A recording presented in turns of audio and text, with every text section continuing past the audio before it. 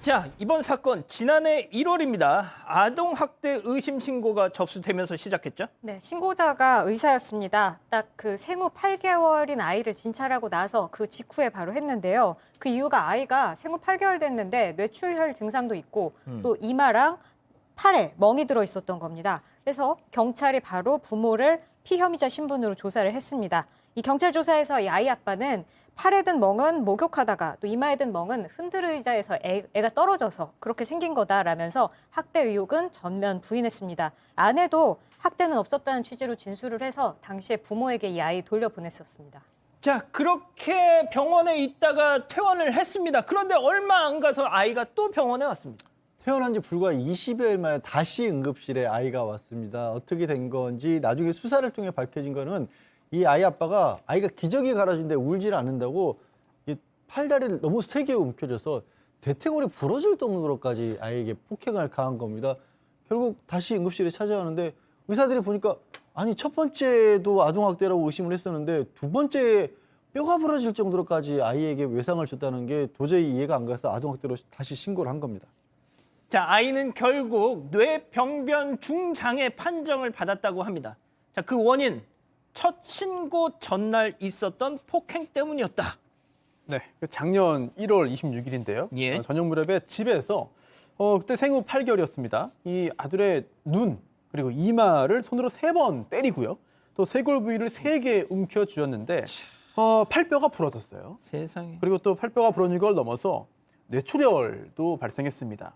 결국은 스스로 일상생활을 할 수 없을 정도의 심각한 상황이 된 거죠. 뇌병변 장애 판정을 받게 됐는데 당시 그 진료 기록들이 있잖아요. 예. 그 진료 기록을 감정해 봤더니 그 뇌출혈은 이게 외상으로 인한 것이다. 원래 가지고 있던 이 아이의 여러 가지 뭐 질병 또는 질환 때문이 아니다라는 감정 결과가 나왔고요. 그리고 또 이마와 또 볼에 멍이 있었는데 이게 멍이라는 게 시간이 지나서 서로 색이 변하잖아요. 예. 이 색이 달랐다 이런 걸 볼 때 한 번 이런 그 폭행이나 학대 등을 한 것이 아니라 이게 그 이상의 수차례 했을 것이다라는 감정 결과가 나왔습니다. 자, 그럼 여기서 두 번째 사건 체크포인트 짚어보죠. 아동학대 골든타임입니다. 자, 양 변호사님, 보통 우리가 사건 반장에서 이 아동학대 사건 계속 전해드리면서 했던 것이 처음 이런 일이 벌어지면 일단 분리부터 해라, 뭐 이런 얘기였잖아요. 그렇죠. 더군다나 이 지금 아이 같은 경우는 굉장히 심각한 피해를 입은 상황이었고 그래서 병원에서도 아동학대 의심을 해서 신고를 했었는데 경찰에서 그 병원에 두뇌는 굉장히 민감한 부위이기 때문에 일반 외과에서 알 수 있는 게 아닙니다. 그래서 신경외과 의사에게 진단을 부탁했던 모양인데 어쨌든 일인지 그 신경외과 의사분이 선천성 수두증에 의한 뇌출혈로 보인다라는 거예요. 그러니까 외상 때문에 일어난 뇌출혈이 아니라 원래 가지고 있는 선천적인 지병 때문에 생긴 뇌출혈이라고 진단을 한 겁니다. 이걸 또 경찰에서는 이거를 믿고 신병 확보를 안 한 겁니다. 아이 아빠를. 그리고 그 사이에 뇌출혈 수술을 받은 상황에서 아이가 저는 아까 이제 처음에 두 번째 폭행에 대해서 말씀을 드렸는데 아이가 울음을 그치지 않았다고 했잖아요. 뇌출혈 수술을 받은 아이입니다.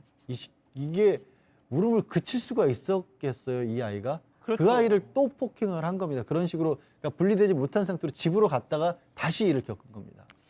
아니, 손 변호사님, 결국 이 따지고 올라가 보면 처음에 이 아이의 상태를 판단했던 이 신경외과 의사의 오진, 또 그걸 믿었던 경찰, 결국 그게 지금 이 지경까지 온 거 아닙니까? 그렇죠. 그런 원인 중에 하나였을 것이라고 볼 수 있는데 결국 이게 경찰 조사를 넘어서 이제 검찰 단계에서는 좀 바로 잡혔습니다. 그래서 당시에 이 아빠가 검찰에서 이렇게 말했어요.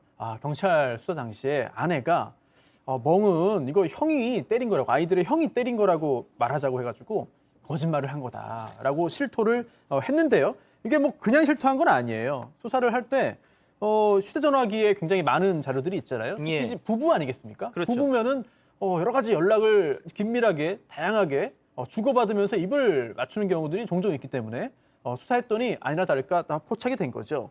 아내의 휴대전화기를 포렌식 해봤더니 처음 아이를 병원에 데려가기 직전에 촬영을 한 사진, 여기에 그 상처 등이 담겨 있었습니다. 그리고 또 첫 신고 후에 경찰에서 내사를 할 때 그 시점에 이 아이 아빠가 이제 아내에게 보낸 메시지가 있는데요. 내가 죄인이다. 뭐 이런 내용들의 이런 내용의 메시지를 보낸 것도 이제 확인이 됐거든요. 결국 검찰 조사 당시에 다시 혐의를 인정을 했고요. 그리고 또 이제 그 후에 재판에서 또 다시 여러 가지 진술들을 했죠. 자, 소장님, 제가 이 사건을 좀 저도 따로 좀 자료를 봤는데 저 아빠가 제일 나쁜 인간이에요. 그건 뭐 확실합니다. 이론의 여지가 없는데 이 엄마라는 사람도 자, 지난해 1월 처음 사건이 벌어졌을 때 이 엄마가 외출 시에 폭행이 있었대요. 그래서 병원으로 갔었죠.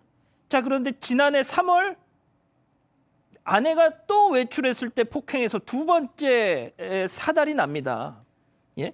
아니 그 지난해 1월 처음 폭행을 해가지고 이런 일이 벌어졌을 때 네. 엄마라는 사람이 네. 이걸 좀 떼어나고 놓든지 뭘 해야 됐었는 네. 거 아니에요? 지금 이제 그거를 또 넘어서서 지금 남편이 처벌받게 하지 않으려고 거짓말을 하게 했다라는 거잖아요. 그러니까 예. 형들이 때렸다고 얘기하는 정도까지도. 그러니까 이 엄마 이 정도 되면은 진짜 공범이라고밖에 얘기할 수가 그러니까요. 없습니다. 물론 뭐 엄마한테는 이유가 있었겠죠. 뭐 경제적으로 남편이 없으면 안 되니까 뭐 다른 아이들 돌봐야 될 아이들도 있으니까 또는 이제 남편이 무서워라던가 이유가 있겠지만 사실 결국에는 이런 상황이 되면 다 변명이 될 수밖에 없고 우리가 엄마라고 하면 물론 뭐 아빠일 경우도 마찬가지지만 제일 중요한 건 아이의 안전이잖아요. 그 안전이 목숨을 위협할 정도의 위험이에서라면 정말 그 아이의 안전이 다른 것 모든 것보다도 1번으로 고려가 돼야 되고 아주 극단적인 이런 상황에서는 그 대상이 배우자일 때도 있는 거죠. 그럼 배우자로부터라도 아이를 안전하게 지켜야 되는데 이 엄마는 안전하게 아이를 전혀 지키지 못했기 때문에 공범이라고 이야기할 수밖에 없겠습니다. 근데 진짜 손 변호사님 정말 이제는 진짜 사건 반장이든 뭐든 여기저기서 다 아동학대 문제에 대해서 진짜 각별하게 이렇게 다루고 있는데 경찰이 이게 무슨 선천성이든 뭐든 간에 이렇게 애 몸에 멍이 있고 이러면은 일단 좀 딱 의심부터 좀 하고 접근을 해야 되는 거 아니에요? 그렇습니다.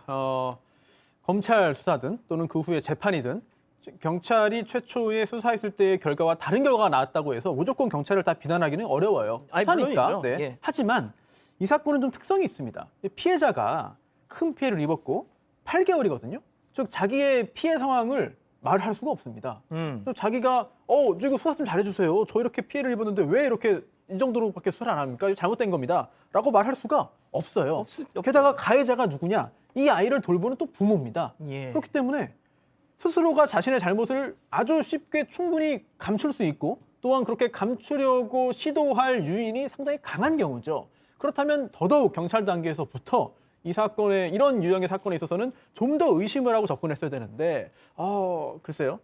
그렇게까지 하지 않았던 것이 결국은 지금 이런 경찰 수사에 대한 여러 가지 지적으로 이어지는 것이 아닌가라고 생각이 돼서 대단히 아쉽습니다.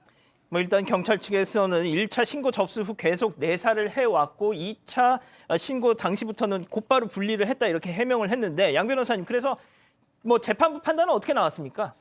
저는 재판부 판단이 중상해당 혐의를 인정해서 징역 5년형을 선고를 했는데요. 이거 저 납득하기가 좀 어려운 저도 안 부분이 됩니다. 있어요. 왜 그러냐면 판결문지 보시면 아이들에게 되돌릴 수 없는 손상을 입혔다라는 걸 봐서 뇌병변 장애가 굉장히 심각해 보이거든요. 이게 뇌병변 장애가 뇌출혈로 인한 뇌병변 장애는 이게 사람의 팔다리가 멀쩡해도 두뇌가 고장났기 때문에 움직일 수가 없게 되는 겁니다. 팔다리가 건강해도 안 움직이는 게 자기 뜻대로 움직일 수 없고 더 심각하게는 안 그러길 바랍니다만 낫지 않을 경우에는 언어장애라든가 두뇌 이식장애부터가 생길 수가 있어요. 그러니까 극단적으로는 저는 사실 한 사람을 살인한 거에 버금가는 정도의 중범죄라고밖에 볼 수 없는 상해거든요. 진짜 이게 한쪽에 그냥 육체적으로 팔다리에만 장애가 있는 거라고 좀 달라요, 뇌병변은. 근데 저렇게 돌이킬 수 없는 손상이라고 판결문에 쓰면서까지도 징역 5년형이다? 이거는 저는 납득이 잘 안 갑니다, 사실. 자, 그것도 그렇고 방금 뭐 이 자막 이 CG로도 나갔지만 피해 아동의 어머니가 처벌을 원하지 않는다. 아휴.